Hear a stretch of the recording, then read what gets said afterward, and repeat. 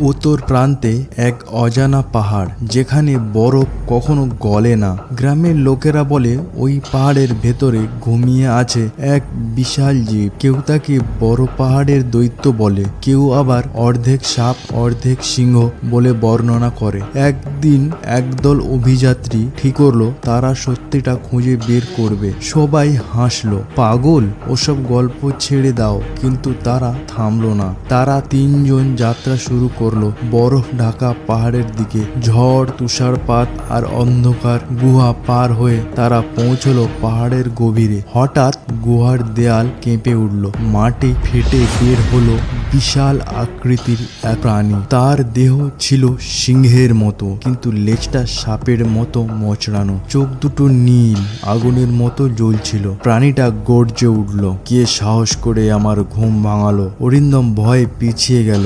নীল কাঁপতে কাঁপতে বলল, আমরা শুধু জানতে চাই তুমি সত্যি আছো কিনা। দৈত্য হেসে উঠল।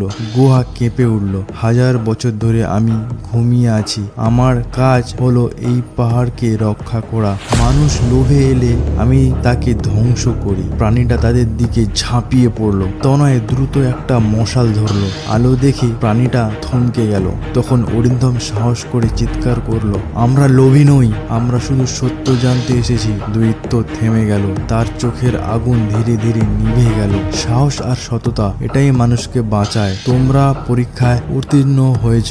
মুহূর্তেই প্রাণীটা ধীরে ধীরে বরফ ভেতরে মিলিয়ে গেল। গুহার ভেতরে আলো ছড়িয়ে পড়লো আর 3 বন্ধু জীবন্ত কিংবদন্তি হয়ে ফিরে এলো গ্রামে। মানুষ বিশ্বাস করতে না পারলেও তাদের চোখের ভয় আর গলার কাঁপুনি বলছিল তারা সত্যি কিছু দেখেছে।